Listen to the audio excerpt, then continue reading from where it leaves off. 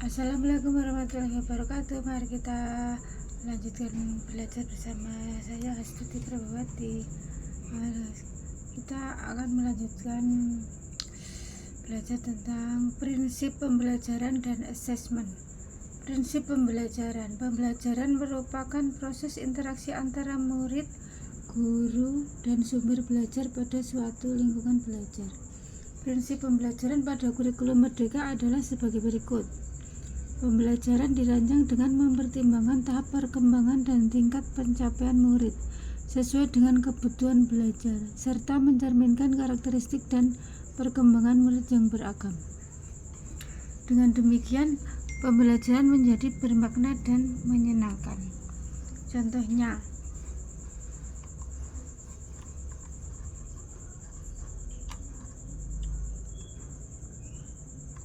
pada awal tahun ajaran, guru berusaha mencari tahu kesiapan belajar murid dan pencapaian sebelumnya, misalnya melalui dialog dengan murid, sesi diskusi kelompok kecil, tanya jawab, pengisian survei atau angket, dan atau metode lainnya yang sesuai. Guru merancang atau memilih ATP sesuai dengan tahap perkembangan murid atau mengacu ke tahap awal. Guru bisa menggunakan atau mengadaptasi contoh tujuan pembelajaran, ATP dan modul ajar yang disediakan oleh Kemendikbudristek. Pembelajaran dirancang dan dilaksanakan untuk membangun kapasitas murid menjadi pembelajar sepanjang hayat. Contohnya, guru mendorong murid untuk melakukan refleksi untuk memahami kekuatan diri dan area yang perlu dikembangkan. Guru senantiasa memberikan umpan balik langsung yang mendorong kemampuan murid untuk terus belajar dan mengeksplorasi ilmu pengetahuan. Proses pembelajaran mendukung perkembangan kompetensi dan karakter murid secara holistik. Contohnya, guru menggunakan berbagai metode pembelajaran yang bervariasi dan untuk membantu murid mengembangkan kompetensi. Misalnya belajar berbasis inquiry, berbasis proyek, berbasis masalah, dan pembelajaran terdiferensiasi. Guru merefleksikan proses dan sikapnya untuk memberi keteladanan dan sumber inspirasi positif bagi murid.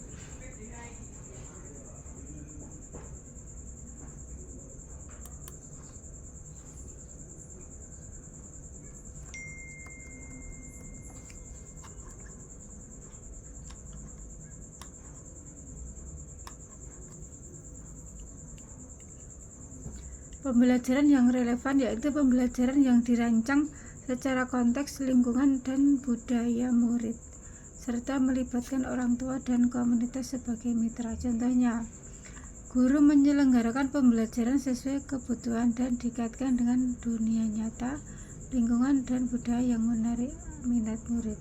Guru merancang pembelajaran interaktif untuk memfasilitasi interaksi yang terencana, terstruktur, terpadu, dan produktif antara guru dan murid, sesama murid, serta antara murid dan materi belajar.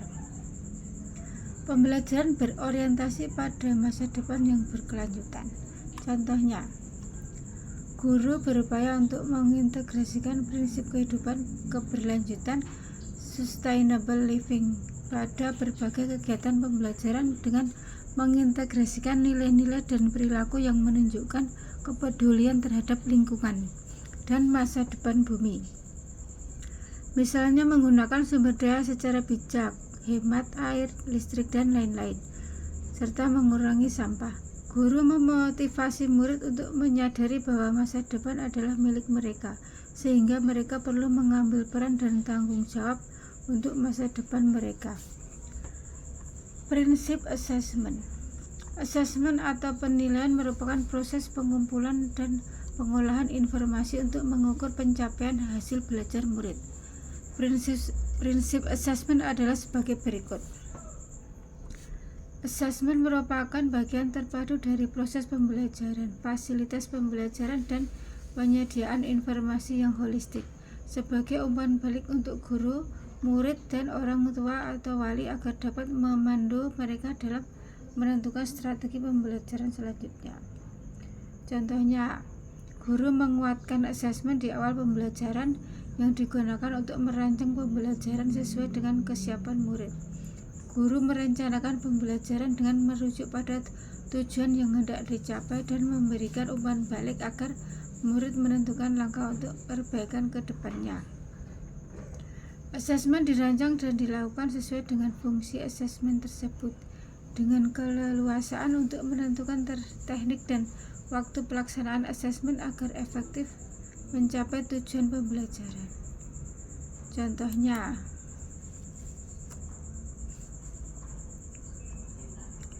guru memikirkan tujuan pembelajaran pada saat merencanakan asesmen dan memberikan kejelasan pada murid mengenai tujuan asesmen di awal pembelajaran.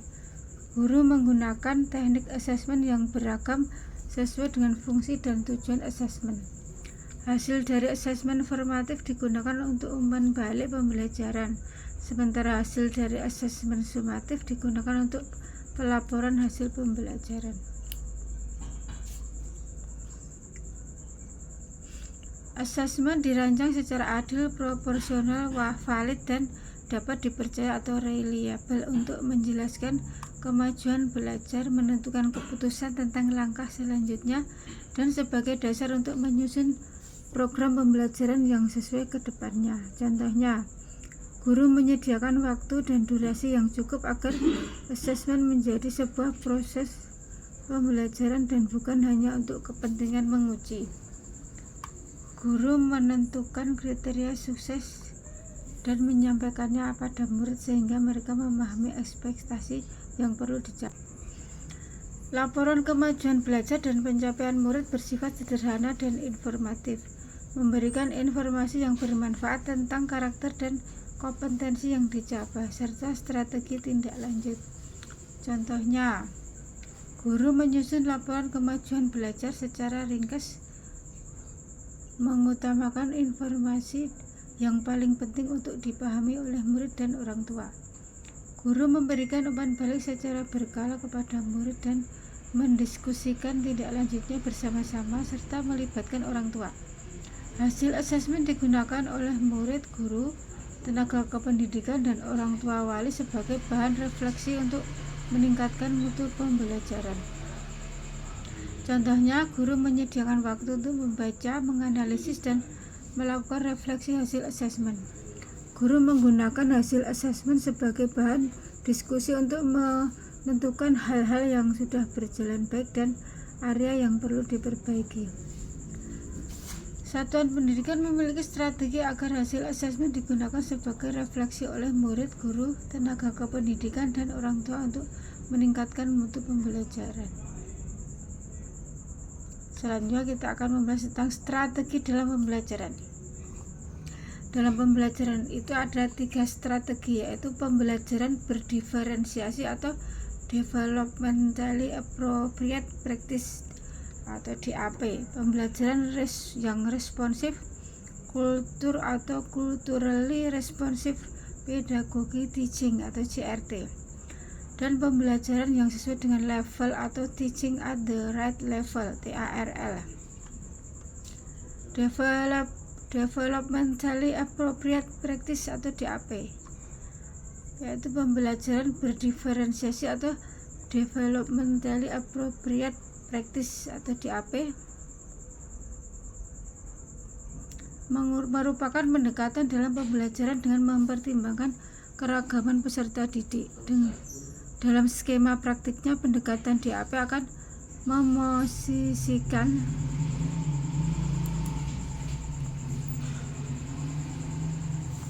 memposisikan peserta didik sebagai pemegang peranan utama dalam proses pembelajaran atau student centered learning. Sedangkan pendidik dalam pendekatan DAP akan hadir sebagai fasilitator dan tidak lagi sebagai tokoh utama dalam pembelajaran.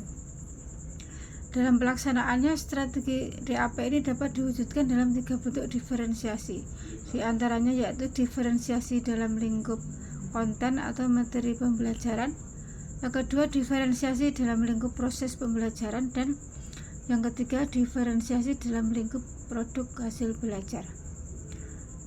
Selanjutnya culturally responsive teaching atau CRT. Selain pembelajaran berdiferensiasi, pembelajaran yang mengakomodasi dan menghadirkan muatan budaya atau kultur atau culturally responsive teaching atau CRT juga dianggap bisa memberikan pembelajaran yang bermakna kepada peserta didik. Hal ini dikarenakan pembelajaran responsif kultur akan mengarahkan pembelajaran agar lebih kontekstual dan dekat dengan kehidupan peserta didik. Dalam pembelajaran yang responsif kultur, seorang pendidik akan mengajak dan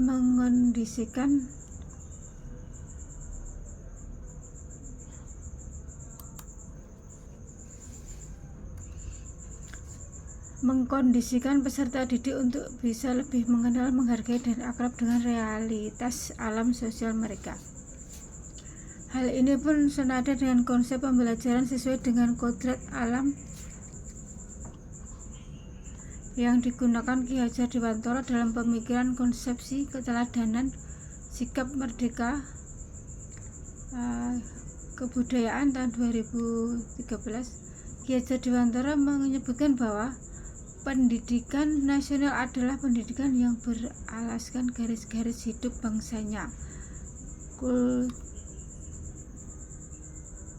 kultural rasional,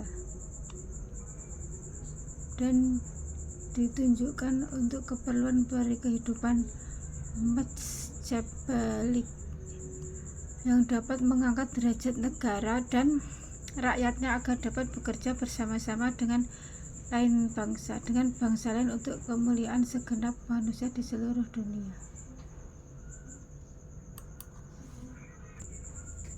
Selanjutnya adalah teaching at the right level atau TARL.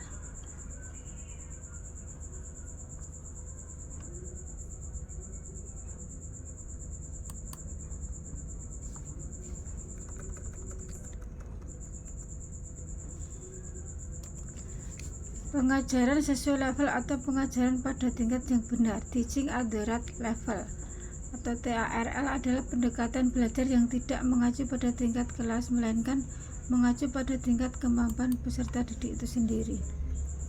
Fokusnya adalah membantu peserta didik dengan dasar membaca, memahami, mengekspresikan, serta keterampilan berhitung sesuai dengan tingkat kemampuannya. Teaching at the right level merupakan pendekatan pedagogis yang memperhatikan level kemampuan berdasarkan evaluasi atau asesmen diagnostik. Dalam penerapan pembelajarannya, peserta didik bisa saja dikelompokkan berdasarkan tingkat atau capaian belajarnya. Selanjutnya, pendidik harus secara konsisten mengukur kemampuan membaca, menulis, dan memahami. Jika dalam prosesnya peserta didik tidak mencapai hasil yang diharapkan, maka guru harus menyiapkan program remedial.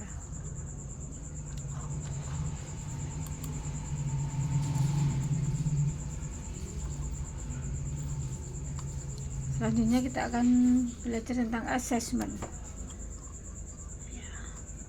Assessment adalah proses pengumpulan dan pengolahan informasi untuk mengetahui kebutuhan belajar, perkembangan, dan pencapaian hasil belajar peserta didik, yang hasilnya kemudian digunakan sebagai bahan refleksi serta landasan untuk meningkatkan mutu pembelajaran.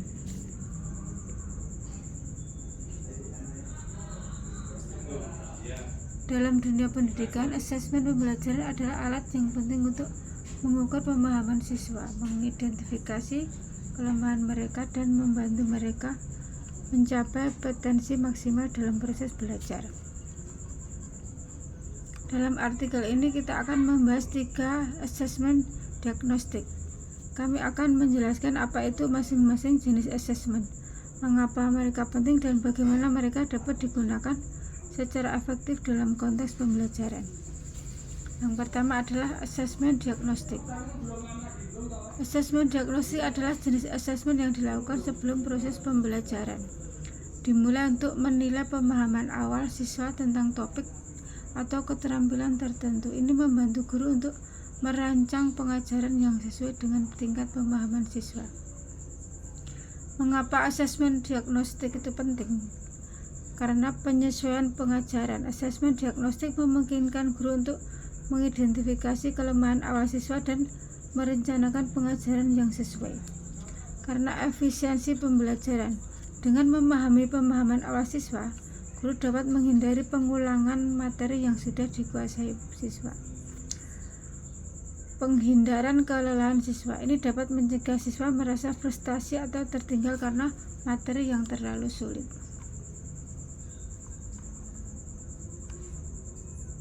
Bagaimana menggunakan asesmen diagnostik dengan efektif? Yaitu dengan menggunakan pretest atau kuis awal sebelum memulai unit atau topik tertentu. Analisis hasil asesmen diagnostik untuk mengidentifikasi pola pemahaman siswa yang mungkin. Gunakan informasi dari asesmen diagnostik untuk merancang rencana pengajaran yang sesuai dengan kebutuhan siswa. Yang kedua, asesmen formatif adalah jenis asesmen yang dilakukan selama proses pembelajaran untuk memantau perkembangan siswa dan memberikan umpan balik yang dapat digunakan untuk perbaikan lebih lanjut. Ini adalah alat yang kuat untuk membantu siswa memahami di mana mereka berada dalam proses pembelajaran dan apa yang mereka tingkatkan. Mengapa asesmen formatif penting?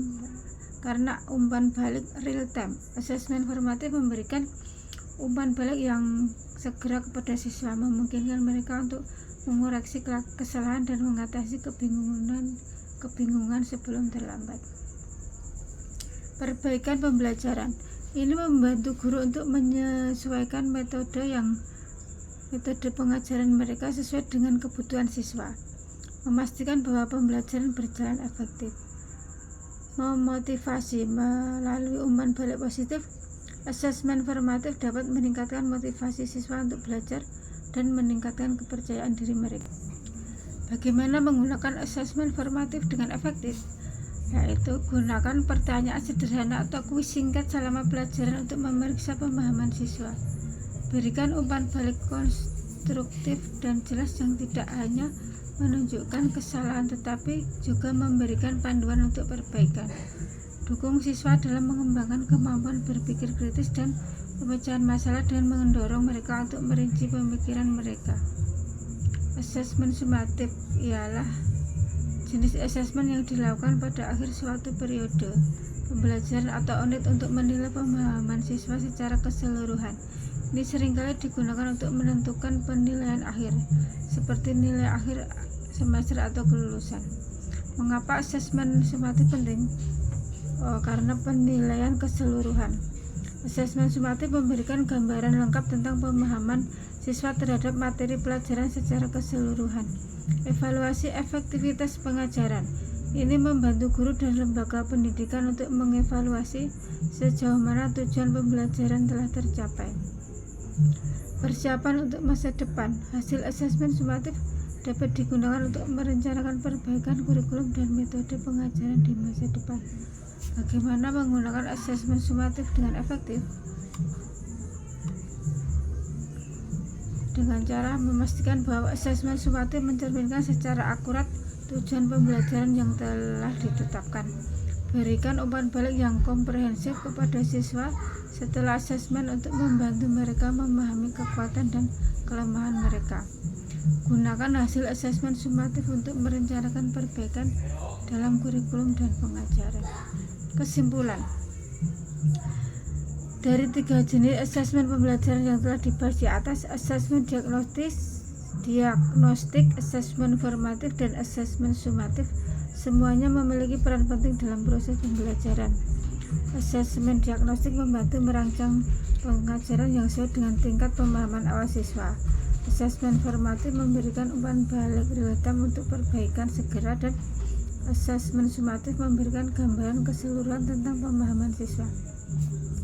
Penggunaan yang efektif dari ketiga jenis asesmen ini dapat membantu meningkatkan efektivitas pembelajaran, memungkinkan guru untuk merespon kebutuhan siswa dengan lebih baik, dan menghasilkan hasil yang lebih baik bagi semua pihak yang terlibat dalam pendidikan. Dengan demikian, memahami perbedaan dan pentingnya asesmen formatif, asesmen sumatif, dan asesmen diagnostik adalah langkah penting dalam mengembangkan pengalaman belajar yang bermakna bagi siswa. Semoga bermanfaat ilmu hari ini. Sampai jumpa dalam pembelajaran berikutnya. Wassalamualaikum warahmatullahi wabarakatuh.